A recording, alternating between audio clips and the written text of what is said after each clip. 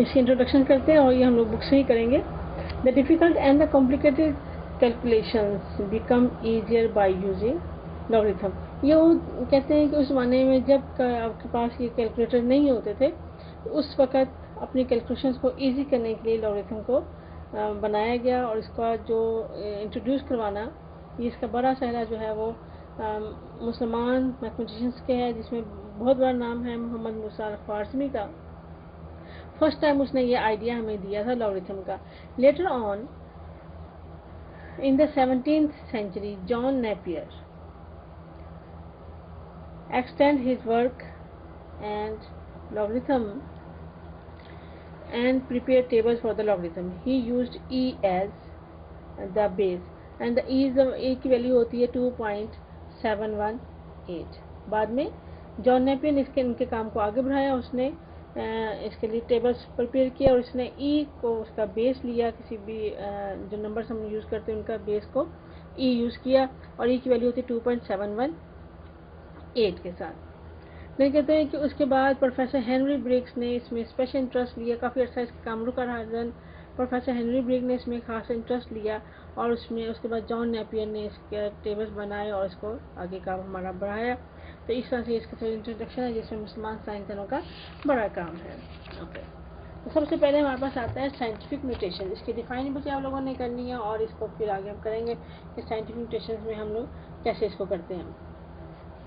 हम देखते हैं कि दुनिया में बहुत कुछ नंबर्स ऐसे होते हैं जो बहुत बड़े होते हैं, जिसको लिखते वक्त हमें कई ज़्यादा अरबों खरबों में वो चले जाते हैं, मिलियन बिलियन ट्रिलियंस में चले जाते हैं। उसमें हमें कई सारे ज़ीरो यूज़ करने पड़ते हैं। और कभी ऐसा होता है कि समय बहुत छोटे छोटे होते हैं और उसके लिए हमें डेसिमल के बाद बहुत सारे नंबर ज़ीरो यूज़ करते हैं। तो कह रहे हैं कि जैसे कह रहा है कि हमारा अर्थ और सन के दरमियान जो डिस्टेंस है वो है 1500000 किलोमीटर अप्रॉक्सीमेटली। और जो हाइड्रोजन, आप लोग हाइड्रोजन के एटम से वाकिफ होंगे, तो उसका जो वेट है वो है 0.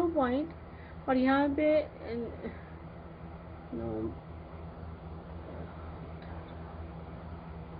23 zeros और 17, 0.23 zeros और 17 लगा, इतना उसका ग्राम्स में वेट है, यानी कि बहुत वो छोटा होता है। और इसमें 23 जीरोस हम यूज़ करते हैं। तो कई दफ़ा ऐसा होता है कि लिखते वक्त कुछ ज़ीरो हमें कभी हम हो सकता है ज़्यादा लगा दें या कभी कुछ ज़ीरो हम कम लगा दें, तो इससे हमारी कैलकुलेशन में फ़र्क पड़ जाता है। तो इससे बचने के लिए, इस गलती से बचने के लिए एक नया मेथड यूज़ किया गया ताकि हम और वो बड़ा ही आसान और कन्वीनियंट मेथड था ताकि समझ भी आ जाए और हम इस गलती से बच सकें। तो उसे हम साइंटिफिक म्यूटेशन कहते हैं। इसके डिफाइन हम यहाँ से करेंगे।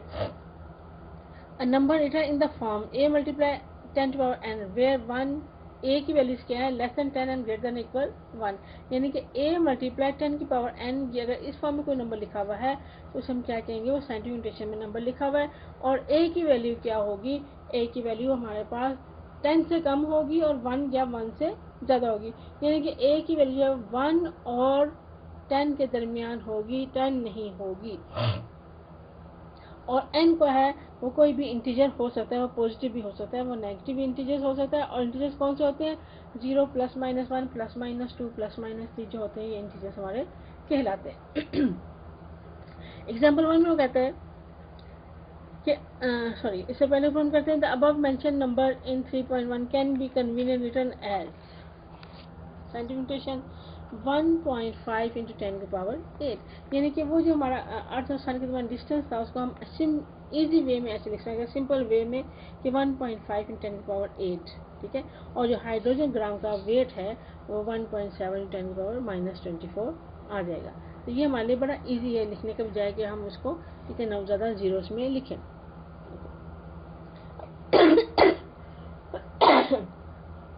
सॉरी। अब हम कैसे इसको कन्वर्ट करेंगे, इसको हम कहेंगे जो आपके पास 30,600 दिया हुआ है, ये हमारी ऑर्डिनरी नोटेशन कहलाती है। और वो जो 10 की पावर में लिखा होगा ये साइंटिफिक नोटेशन कहलाती है। तो ऑर्डिनरी नोटेशन से हम साइंटिफिक नोटेशन में लेके जाना हो तो हम कैसे इसको कन्वर्ट करते हैं। तो ये आपके पास उसने एग्जाम्पल गिवन भी है, 30600 इज इक्वल टू, हम क्या करेंगे, हम देखेंगे कि इसके दरमियान जीरो कहाँ पे है। जब इसके जगह कहीं हमें जीरो नजर नहीं आ रहा तो इसका मतलब इसके एंड में जीरो है जो विजिबल नहीं है, तो उस जीरो को हम वहां से उठाएंगे और हम इधर से लेफ्ट साइड से एक नंबर के बाद लगाना है हमेशा, यानी कि 3, और ये 3 जो है वो वही ए है जो हमने कहा था कि वो 1 से बड़ा है और 10 से छोटा है, तो हमने उस जीरो को डेसिमल को यहाँ से लेकर यहाँ पे हमने पुट कर देना है, तो 3.0600 आ जाएगा और एंड में जो जीरो होते हैं वो खत्म हो जाएंगे। अब हमारा डेसिमल यहाँ पे था, यहाँ से वो ट्रांसफर हुआ यहाँ पर, तो कितने डिजिट उसने जंप किया, 1 2 3 4 डिजिट जंप किया उसने, तो उतनी 10 की पावर 4 आ जाएगी। अगर आपके पास जो डेसिमल है वो शुरू की तरफ आ रहा हो तो हमारे पास जो 10 की पावर होगी वो पॉजिटिव होगी, और अगर डेसिमल जो है वो हमारे पास बाहर की तरफ जा रहा हो, आगे की तरफ जा रहा हो, तो पावर जो होती है वो नेगेटिव होती है, 0.000058, ठीक है। और डेसिमल हमेशा साइंटिफिक नोटेशन में हमेशा नॉन जीरो नंबर के बाद होता है, तो हमारे पास डेसिमल यहाँ पे है। अब इसने यहाँ से ट्रांसफर होकर कहाँ पे जाना है, 5 के बाद, तो हमने कितना जंप किया, उसने 1 2 3 4 5 डिजिट में जंप किया, हमारे पास क्या आ गया 5.8 इंटू 10 की पावर -5, क्योंकि ये आगे पीछे की मतलब जा रहा है, हमारे पास राइट साइड पे जा रहा है, तो इसके पावर जो होगी वो नेगेटिव होगी, अगर वो लेफ्ट साइड पे जाएगा तो पावर जो होती है वो पॉजिटिव होती है। तो आगे सीखा move decimal point 4 place to the left and move decimal point 5 place to the right. तो ये हमारा तरीका था कि हमने किस तरह से एक ऑर्डिनेशन को डेसिमल साइंटिफिक नोटेशन में कन्वर्ट करते हैं। अब हम एक्सरसाइज की तरफ इसके आते हैं, तो कुछ क्वेश्चन मैंने किए हैं आप लोगों की, तो इसको मैं यहाँ समझा देती हूँ आपको कि आपके पास है 9 6, आगे आपका 6 जीरोज है, तो हम देखते हैं कि इसका डेसिमल कहाँ पे है, इसका डेसिमल यहाँ पे हमारे पास मौजूद है। जब इस डेसिमल को हम यहाँ से कन्वर्ट करेंगे, उठाएंगे यहाँ से और कहाँ पे लेके जाएंगे, 6 के बाद, यानी कि 9 के बाद और 6 से पहले, तो यहाँ पे आएगा ये, तो कितना जो उसने यहाँ से जंप किया 1 2 3 4 5 6 और 7, तो आपके पास क्या आ जाएगा 9.6 आ गया ये सारा, और 10 की पावर 7, और क्योंकि डेसिमल के बाद जीरो मिट कर देते हैं, उसको खत्म कर देते हैं, तो 9.6 इन 10 की पावर 7 आपके पास साइंटिफिक नोटेशन बन जाएगी। सिमिलरली क्वेश्चन अगला है 4.416.9, तो यहाँ पे डेसिमल यहाँ पे आपके पास है, हमने एक नंबर के बाद इसको करना है, तो इसको ट्रांसफर यहाँ से करके 4 के बाद इसको लगाना है, तो अब कितना वो जंप करेगा, 2 नंबर जंप करेगा, तो इस 10 की पावर कितनी हो जाएगी, 2 आएगी, सॉरी यहाँ पे 10 की पावर 2 आएगी, तो आपके पास क्या आ गया 4.169 इंटू 10 की पावर 2। फिर और क्वेश्चन हम लोग लेते हैं 0.00643, तो ये आपके पास यहाँ पे डेसिमल क्या है, यहाँ पे डेसिमल है आपके पास, यहाँ से उठेगा और ये किधर जाएगा, ये 6 के बाद जाएगा, ठीक है।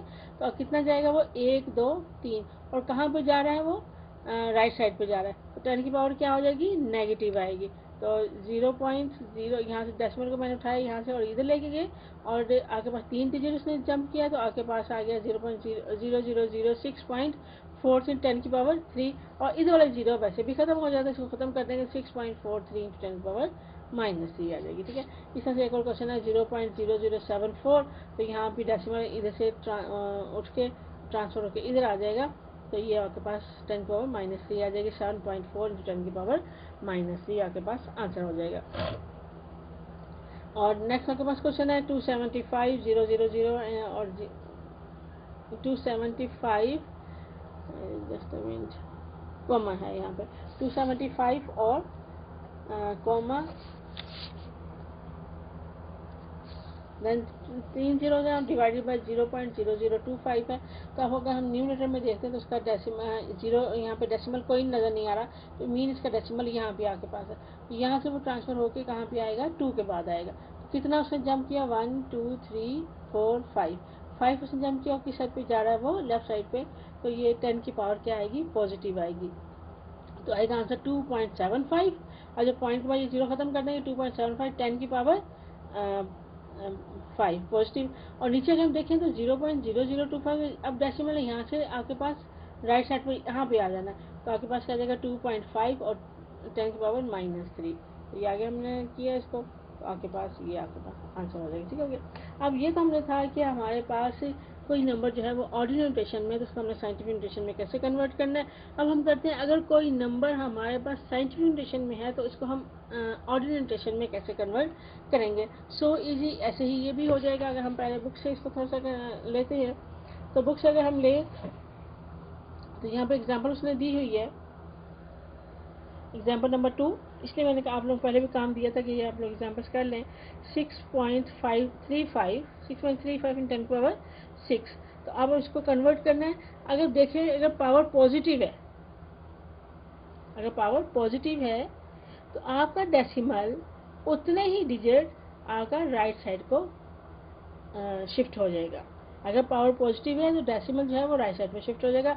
अगर पावर नेगेटिव है तो डेसिमल जो है वो लेफ्ट साइड पे शिफ्ट हो जाएगा। अब जैसे ये है तो आगे पास यहाँ से डेसिमल ने उठना है और राइट साइड पे 6 डिजिट आगे जाना है।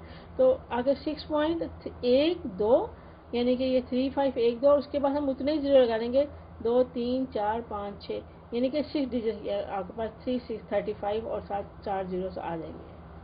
और 7.61 है तो उसको कैसे करेंगे, 10⁻⁴। तो यहाँ पे डेसिमल ने आपका जो है वो लेफ्ट साइड पे जाना है, तो आपके पास डेसिमल यहाँ पे है। जब इसको हम लगाएंगे तो 7 1 और उसके बाद कितने जीरो लगा देंगे, 3 जीरो लगाने के बाद डेसिमल लगा देंगे। तो ये आपके पास ऑर्डिनल में हो जाएगा। तो इस तरह से मैंने अब एक्सरसाइज के क्वेश्चन इसी के किए हैं सेकंड के पार्ट के। 6 इन 10⁻⁵, -4 सॉरी। तो हमारे पास देखें क्या है, 6 इन 10⁻⁴। तो आपके पास क्योंकि पावर माइनस है तो इसने शिफ्ट होना है, जो डेसिमल हमारा उसने लेफ्ट साइड पे। अब 6 यहाँ पे डेसिमल नहीं है, जब डेसिमल नहीं, इसका मतलब इसका यहाँ पे डेसिमल है, ठीक है ना। जब इसका यहाँ पे डेसिमल, तो ये डेसिमल हमारा कहाँ पे जाएगा, वहाँ 6 के बाद उठ के 1 2 3 4 और फिर हम डेसिमल लगा देंगे, ठीक है। तो ये ऑर्डिनल में अगला आपके पास है कि 5.06 10⁻10। अब डेसिमल क्योंकि पावर पॉजिटिव हमारे पास है तो डेसिमल ने यहाँ से उठकर राइट साइड पर जाना है, आगे 10 डिजिट्स, तो 5 और 1 2 ये हो जाएंगे, और उसके बाद हम लोग 1 2 3 4 5 6 7 8 9 10 पूरे 10 पूरे कर देंगे। तो ये आपके पास ऑर्डिनेशन हो जाएगी। और अगले क्वेश्चन में कहता है कि 9.018 10 की पावर -6। तो यहाँ पे माइनस हमारे पास आ रहा है, तो इसका मतलब है कि डेसिमल जो है वो हमारा यहाँ से लेफ्ट साइड पे जाएगा और कितने डिजिट आगे जाएगा, क्योंकि 6 है तो 6 जाएगा। तो यहाँ पे ये डेसिमल इधर से 1 और साथ हम 5 जीरो लगाएंगे, 6 पूरे हो जाएंगे। तो ये आपके पास आंसर हो जाएगा। और सिमिलरली नेक्स्ट क्वेश्चन आपके पास है कि 7.865। तो यहाँ पे पॉजिटिव 8 है तो आपका डेसिमल जो है वो राइट साइड पे जाएगा, 8 डिजिट आगे जाएगा। 3 हमारे पास ऑलरेडी मौजूद है और बाकी 5 जीरोस लगा देंगे हम लोग। तो ये आपके पास क्वेश्चन कंप्लीट होगा। तो 3.1 एक्सरसाइज आपकी कंप्लीट होमवर्क में है, और इसके अलावा साइंटिफिक नोटेशन की आपने डिफाइन भी लिखनी है, साइंटिफिक नोटेशन, और याद भी करनी है।